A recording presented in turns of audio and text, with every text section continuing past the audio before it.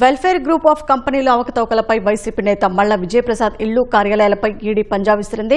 విశాఖపట్నం, హైదరాబాద్లోని ఆయన నివాసాలు, కార్యాలయాలు 5 చోట్ల ఏకకాలంలో దాడి చేసింది. ఇక మరింత సమాచారం మా ప్రతినిధి ఆదిత్య పవన్ ప్రత్యక్ష ప్రసారం ద్వారా అందిస్తారు.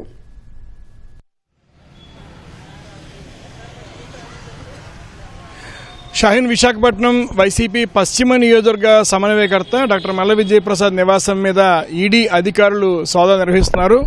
బీహార్, ఒరిస్సా అలాగే పశ్చిమ బెంగాల్ ప్రాంతంలో నమోదైన కేసుల మీద ఆ ప్రాంతాలకు చెందినటువంటి ఈడీ అధికారులు 10 మంది అధికారుల బృందం నివాసం లోపల సోదా నిర్వహిస్తుంది. సోదాలకు ఏ విధమైనటువంటి ఇబ్బంది కలగకుండా ఉండడం కోసం సిఆర్పిఎఫ్ రక్షణ దళం వారికి భద్రతా ఏర్పాటు చేసింది. 2011లో కోల్కతా ప్రభుత్వం కేసుని నమోదు చేయడం జరిగింది. అలాగే 2016లో జార్ఖండ్ ప్రభుత్వం కూడా మల్ల విజయప్రసాద్ చేసినటువంటి అవకతవకల మీద సిబిఐకి ఫిర్యాదు చేసింది. సిబిఐ కూడా ఈ కేసును విచారించింది. ప్రస్తుతం బీహార్, ఒరిస్సా ప్రాంతాలకు చెందినటువంటి ఈడీ అధికారులు సోదాలు నిర్వహిస్తున్నారు.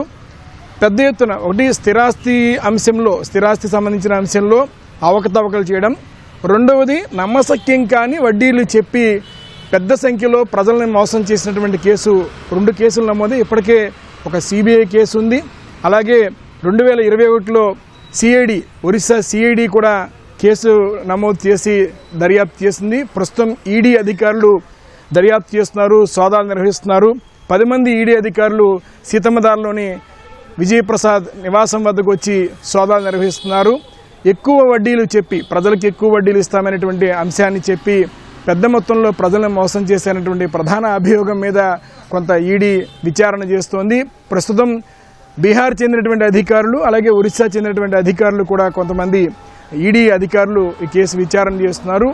ఒరిస్సా, పశ్చిమ బెంగాల్, జార్ఖండ్, బీహార్ 4 రాష్ట్రాలలో పలు మోసపూరితమైన అంశాలు చేయడం, ప్రజల్ని మోసం చేయడం అనే అంశం ప్రధానంగా ఉంది. వెల్ఫేర్ గ్రూప్ ఆఫ్ కంపెనీస్ సంబంధించి స్థిరాస్తి మరియు ఆర్థిక పరమైనటువంటి అవకతవకలకి పాల్పడినట్టుగా అభియోగాలు నమోదై ఇప్పటికే ఒక సిబిఐ కేసు ఉంది, ఒడిశా చెందినటువంటి సిఐడి కేసు ఉంది. ప్రస్తుతం ఈడీ అధికారులు సోదాలు నిర్వహిస్తున్నారు. సుమారుగా 2,000 కోట్ల నుంచి 3,000 కోట్ల రూపాయల విలువైనటువంటి ఆర్థిక లావాదేవీల పరమైనటువంటి అవకతవకలు జరిగాయి. వెల్ఫేర్ గ్రూప్ ఆఫ్ కంపెనీస్ ఈ అవకతవకలు పాల్పడింది.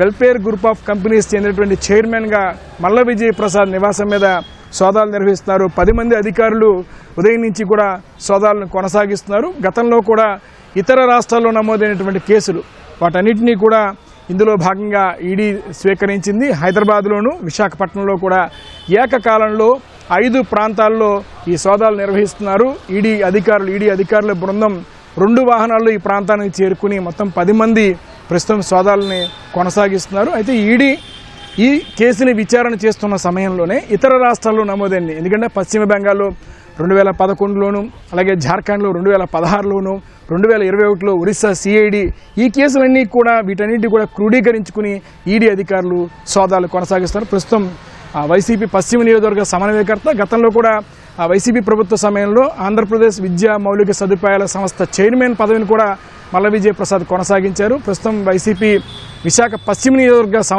సమన్వయకర్తగా కొనసాగుతున్నారు. ప్రస్తుతం అయితే ఈడీ అధికారులు క్షుణ్ణంగా సోదాలు నిర్వహిస్తున్నారు. సుమారుగా 2,000 నుంచి 3,000 కోట్ల రూపాయల ఆర్థిక లావాదేవీల పరమైనటువంటి అవకతవకలకు వెల్ఫేర్ గ్రూప్ ఆఫ్ కంపెనీస్ పాల్పడిందనేటువంటి ప్రధాన అంశం మీద ఈడీ అధికారులు సోదాలు కొనసాగిస్తున్నారు.